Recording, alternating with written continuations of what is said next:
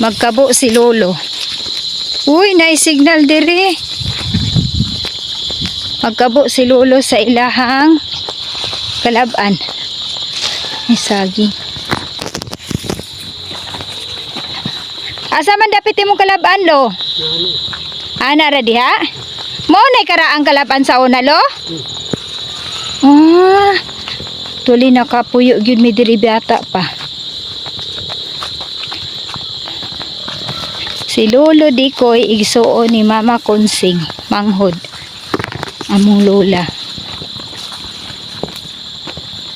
So naara dias ubusan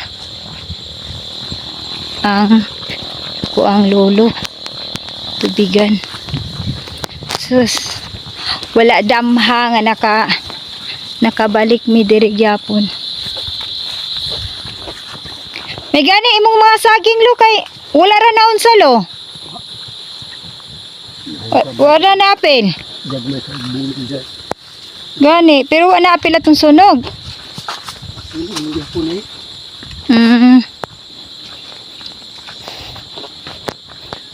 Na.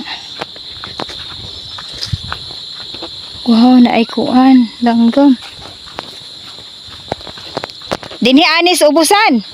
Ana. Ah. Wow.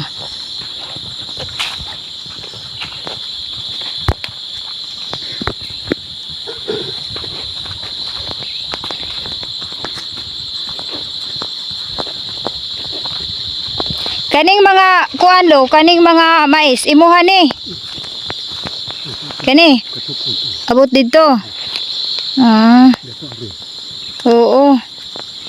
Muni mga kuang lulo. Ay! Aray lo! Aray lo! Aray lo! Ano mo ito dayon? Nakuan ko lo napilo lo, nakuan lo. Tesa lo, akong i-street lo. Natapiklo ko lo. Murag ni pit, murag ni kuan. Na-slide ko. Ay, Jesus name.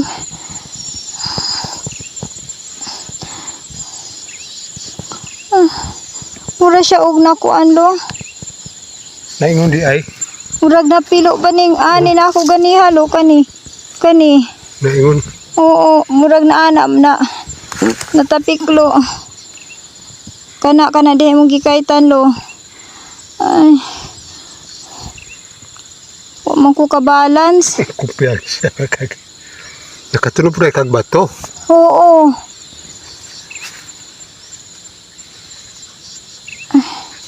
Kaning din anilo, kaning anilo.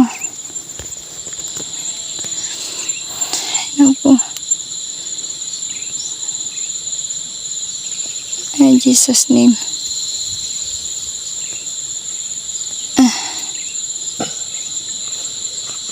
Ay, salamat, Lord. Sige, lo. Ay, kung ano nilo. Salamat, lo. Thank you.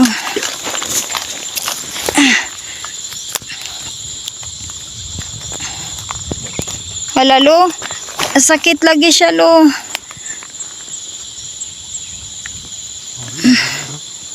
Ha? Pagsungkod. Ikaw ra.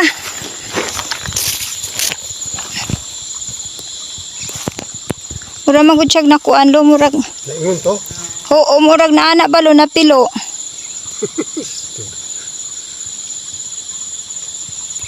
Sige, lo.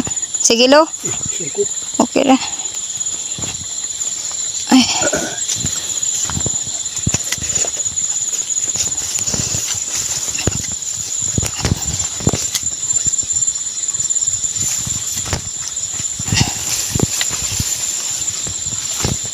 Ay, Jesus name. Ang taon.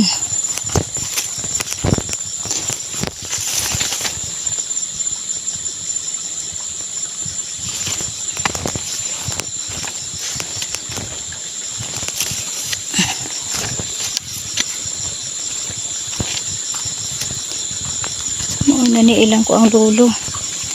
Talayong pero nakuan jud ko eh.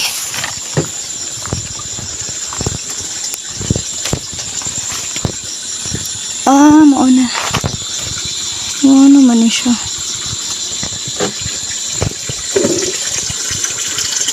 Mauna nilo. Kani tubod po nilo.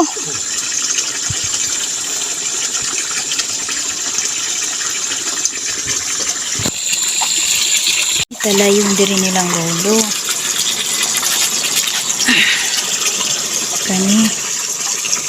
Nagibutang ang lolo kuan.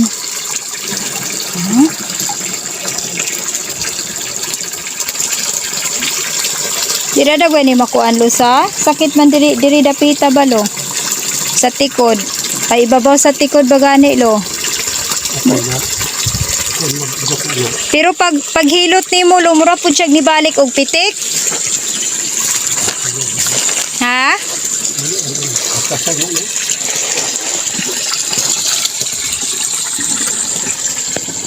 Ay kanindota. Buyag. Muni karaan natong kuan sa unag yung panahon lo. Maura ni. Sus blessing gyud kaayo ba. Dili mo bas dai ni kumura ni. Kani? Karon pagkainita ako ng silingan din magkalabaan. Madalo. Kanang naas lagyo. Blessing gyud kaayo lo sa.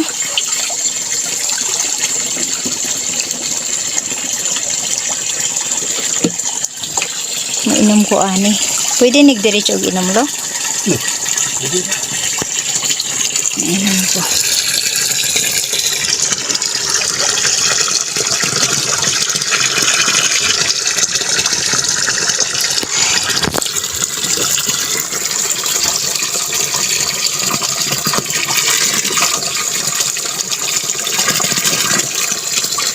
Ay, God bless you.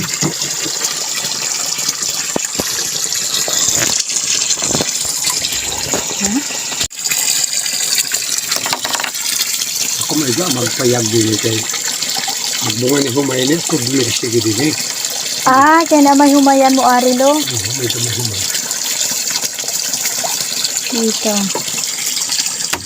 Sige tabunan pong lolo. Limpyo pos lolo. Okay. No, isda po nila ako butangan ni. Kanang tilapia. Ayos kayo lo. Ikaw rin kuan atong kuan lo. Katong imuhang tungkod. Di mo una ko lo. Sige una. Okay mo una.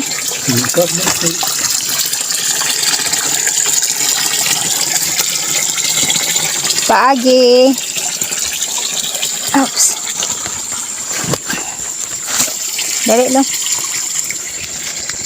Lolo na ako. Purya buyag. Dara lo. Yung tungkod taon. Ako raning haplasan ron lo. Mais. Yan tanong diri Upay pagbanay. Gani ang maisa? Kunyo na gud taon mi nakapampugas. Kani? Sa init. Gani. Okay. Ay salamat sa Diyos. Murag na uli-ulian gamay akong tiil. Naman ni kalab ang lolo diri. Pero sa unang panahon mo kuno rin ni among kalaban.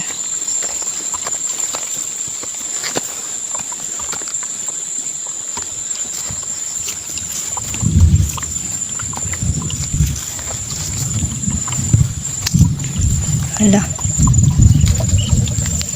Asa man dito silang Daddy Wilnard? Asa dago ito pa ingon? Pero kraot.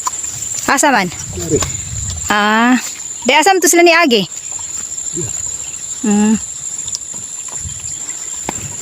Naskuan ko ganiya, oy.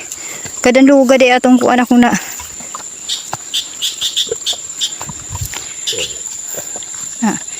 Muni.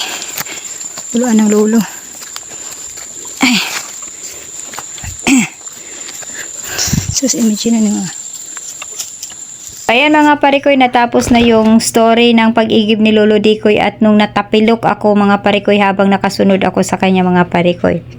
So sana in-enjoy nyo yung pag-igib ni Lolo at nakita nyo doon sa ano niya, balon at saka yung sa talayong niya, at kahit nasa bukid siya mga parikoy, kung napanood nyo yung pag-igib niya ng tubig mga parikoy, talagang nakasala pa talaga siya ng tila na malinis, at yung tabo niya mga parikoy sobrang linis din. So ibig sabihin hindi kesyo na sa bukid mga parikoy, yung iba masasabi mo na hala tira pasagad na lang sa paggamit, malinis din si Lolo kahit nasa bukid. So yun nga mga parikoy, kinabukasan mga parikoy, naka-feel na talaga ako sa aking tapilok na yung parang nabaga na medyo kunting kirot, pero nakakalakad naman dahil nahilot ka agad ni Lolo kasi marunong talaga pala siyang maghilot din mga parikoy. So dito sa area na to, naiwan kami dyan sa malapit sa bahay nung auntie namin na apo din ni Lolo Dikoy, dahil nga naiwan kami at yung motorcycle hindi pa dumating yung nakatuka sa amin na magsakay na sa aming dalawa ni Omar. So hanggang dito na lang mga parikoy, maraming salamat and shout out sa solid viewers ko. Thank you.